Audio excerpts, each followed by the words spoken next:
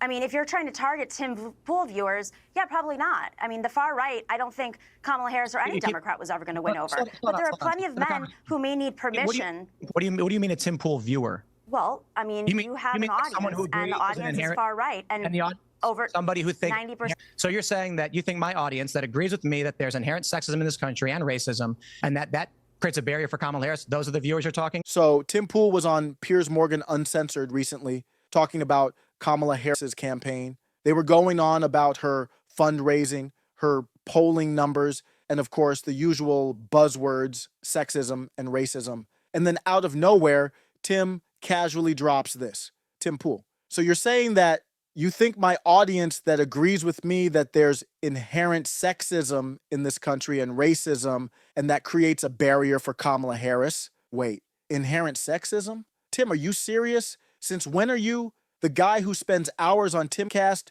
ripping into these kinds of woke narratives, now just casually nodding along to the idea of inherent sexism?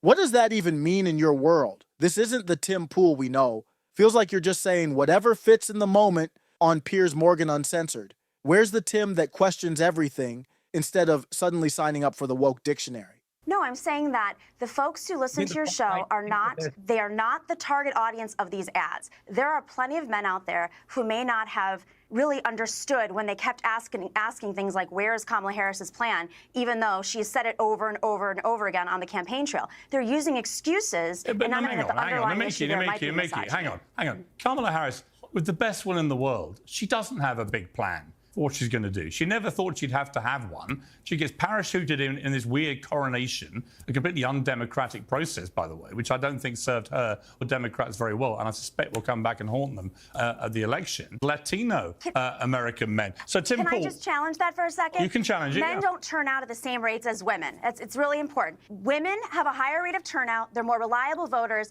and young women are more left than they've ever been because of a lot of the online hate that they're seeing. So while Tim Poole might not like this, the majority of men actually do respect women and do like to talk to them. And I think, is there misogyny? Sure. Why would Tim Poole not like people to respect women? What's he said that makes you think that? What did I say to this lady? I watched his commentary in response to the Kamala. This lady, I have a name, Tim. I've called you your name. You can call me my name. My name's Nomiki Konst. I'm well known. I'm on the internet. You've commented about me before as this lady. So, Tim, I saw your commentary about the manliness ad, and you said that wasn't manly.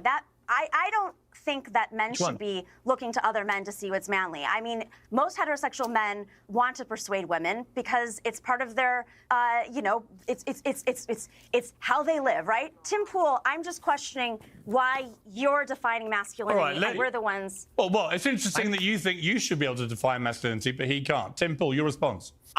I don't know why this lady keeps saying my name. I didn't say anything to her. I think I started this off by saying I agree with the left position that there is an inherent sexism problem in this country. That actually I'm hearing this from some of the reporters that we have on the street, that there are young men, when asked why they wouldn't support Kamala Harris, they give no reason other than she's just a woman. So I certainly understand why the Harris campaign, Tim Walz and Harris, and their supporters are making videos trying to tell men, here's how you can be masculine. So in particular, there's a couple ads. There's the white dude for Harris ad, and then there was another one that was put out, I believe it was by supporters, not the campaign officially, and a Tim Walz ad that were similar. And they're doing these things where they say, like, I can fix a carburetor and I'm not scared of women. These things don't say anything to men. Now, we believe, I should say the commentary we had on this is that they were female-coded advertisements likely written by women for men. I think if you look at the trends that guys follow in terms of media, they're looking at action movies. It's rather stereotypical, but there is a lowest common denominator here. So I don't think you are convincing men to vote for women by making commercials where you say, here's how men should act. I don't think you need those arguments for men. I think if there's a struggle with men, I wonder if the issue is not that it's a point of convincing these men, but that you actually just have guys who are sexist. And how you overcome that's a challenge I don't quite know. But I think when we criticize and mock, say, a cringe commercial, it's because it's certainly not the way to do it. Yeah, I think you're right. That depends on who you're trying to target. I mean, if you're trying to target Tim Poole viewers, yeah, probably not. I mean, the far right, I don't think Kamala Harris or any Democrat was ever going to win over. But there are plenty of men who may need permission. What do you mean a Tim Poole viewer? Well, I mean, you have an audience is far right, and over somebody who thinks 90% inherent sexism. male. So you're saying that you think my audience that agrees with me that there's inherent sexism in this country and racism, and that creates a barrier for Kamala Harris. Those are the viewers you're talking about? No, I'm saying that the folks who listen to your show are not the target audience of these ads. There are plenty of men out there who may not have really understood when they kept asking things like, where is Kamala Harris's plan, even though she's said it over and over and over again on the campaign trail. Hold up. Kamala Harris didn't have a plan posted on her website for ages, and when she finally did, it was just Biden's copy-pasted. Asking where her plan was isn't sexism. It's called paying attention. The real issue is how her billion-dollar fundraising didn't go into actually giving voters something to get behind.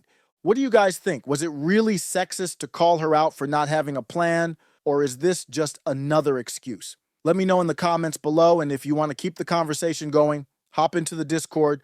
The link's in the description and pinned comment. Let's dive deeper there.